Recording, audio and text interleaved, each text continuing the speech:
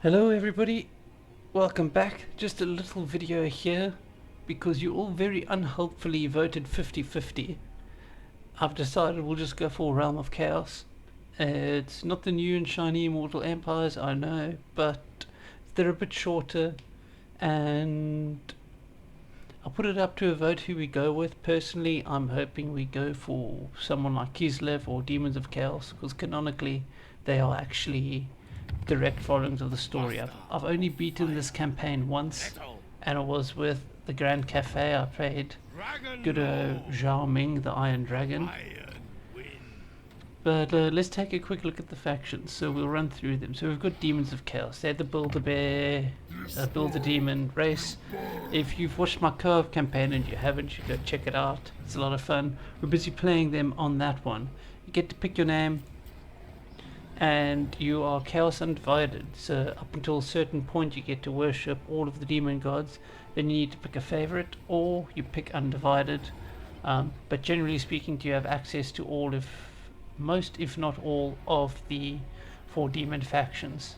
And the Build the Demon part comes in as the more you worship a god, you unlock different body parts which you can equip to him. Then we've got the Grand Cafe.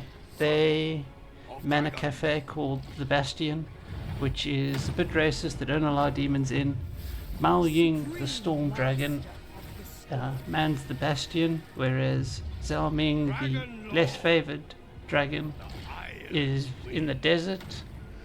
He's a bit more tradey. They've got a cool mechanic about balancing yin and yang. Only campaign I've beaten so far has been Zhao Ming on the Grand Cafe. So I've done his one. It was pretty fun. This sister, she's got a few different skills. Also has the same yin yang mechanic, but she starts having to deal with the Bastion from the get-go. And we've got Khorne. You play Skullbrand, the Exiled.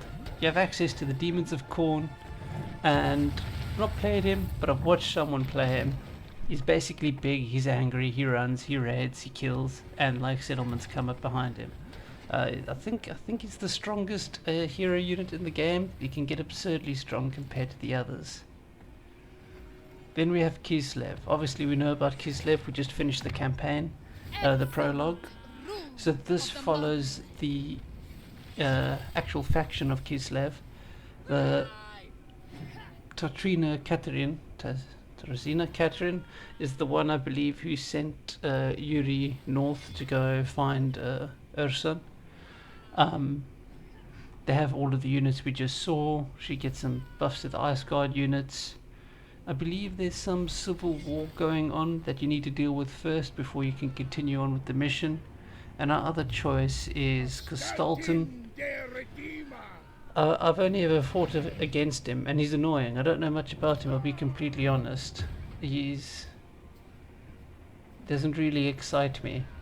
He's like that priest guy we had in the prologue. There's just no. If we play Kislev, I'd very much like to go for Catherine because I like magic. There's a hidden one I don't have.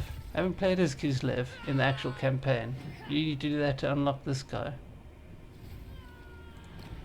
And we've got Nurgle. He plays Kugath the Plaguefather. Nurgle is my favourite faction. So there's a lot of lore in Warhammer and Warhammer Fantasy, and like Nurgle's thing is like plague and disease, right?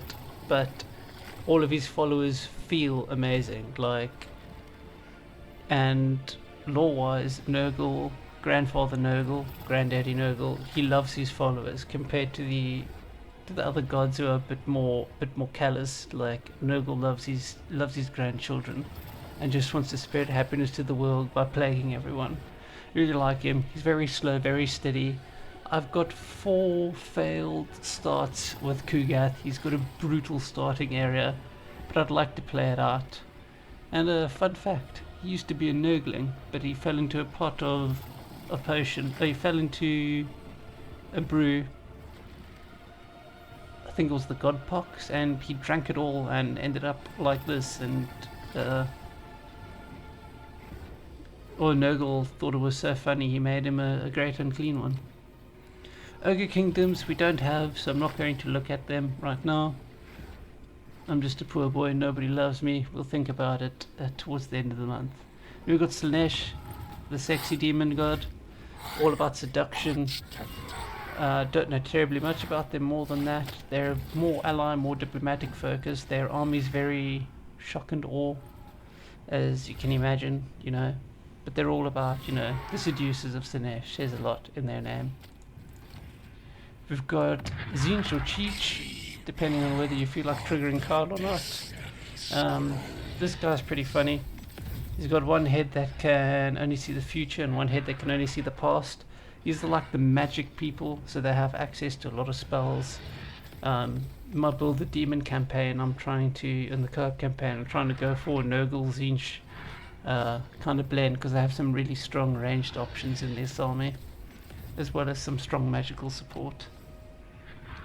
And then last we have the Warriors of Chaos, and I think the trick about these guys compared to, like, say, Khorne or compared to Skarbrand and others is they're not demons, they were people that became like demon princes. So we've got Azazel, who is, I think, Slaaneshi. Yep. As you can tell, he's very handsome. We've got Festus, who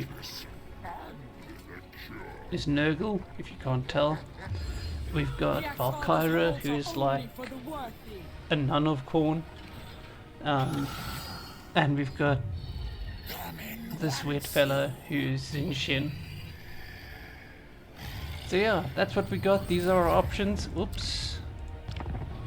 These are our options. Let me know what you guys think, what you'd like to see. There will be a poll up, and based on what you guys vote, or if you're a bit 50-50.